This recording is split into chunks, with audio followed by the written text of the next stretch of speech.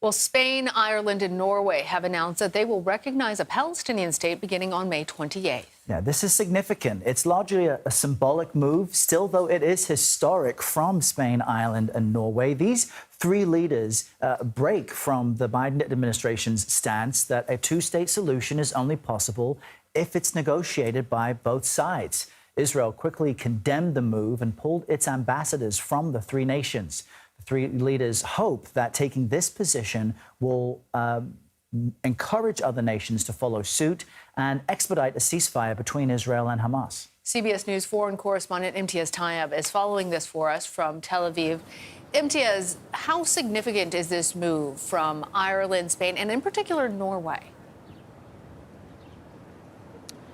Yeah, look, guys, this is hugely significant. The fact that three American allies in Western Europe, Norway, Ireland, Spain, I suppose Southern Europe, are supporting Palestinian statehood so directly is massive.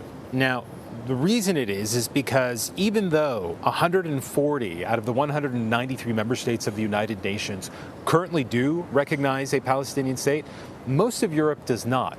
And so for these countries to do so, it's pretty extraordinary. And they're saying that they hope that it leads to the end of the war in Gaza and ultimately a settlement between the Israelis and the Palestinians. But Norway specifically plays an important role here. You may remember the phrase, the Oslo Accords. This was an accord signed 30 years ago between Israeli leaders, Palestinian leaders, and former President Bill Clinton, where they met on the lawn of the White House, shook hands, and that is ultimately what led to the Palestinian Authority, which we now see in the West Bank, and hopes of a Palestinian state. But here we are 30 years later, no Palestinian state, the Israeli occupation of Palestinian territory now in its 56th year, and this brutal war in Gaza, and these three European leaders saying that the status quo is not working and that this step needed to be taken. Guys. And the word that comes to mind, Imtiaz, to me is pressure. You know, the U.S. has said it would support a two-state solution, but only if a specific and negotiated plan was in place first, and that's what's been elusive to every U.S. administration. So how does this latest development add pressure on Israel and the various, Palestinian political groups? Yeah, elusive is a very good word. The reality is that the last time we had negotiators, Palestinian and Israeli negotiators, face each other face to face was during the Obama administration. We're now at the end of the Biden administration.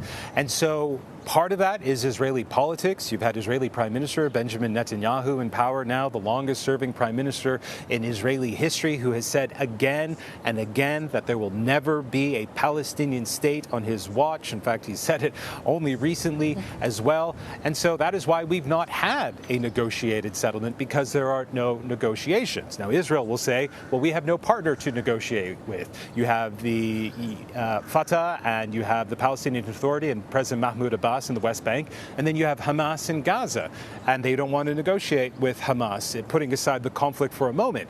And so that is what Israel's position has been, but again, it has really just underscored the fact that after years and years and decades, there has become a sense here in Israel that the status quo is working, that we can contain Gaza, we can contain the West Bank, we can contain East Jerusalem and not have to deal with what many consider this existential question about the Palestinians and their statehood. But now here we are nearly 8 months into this devastating war in Gaza, and we're hearing from European countries saying, enough already. We need to recognize a Palestinian state. We need to confer to Palestinians the same sort of protections that any other country should have.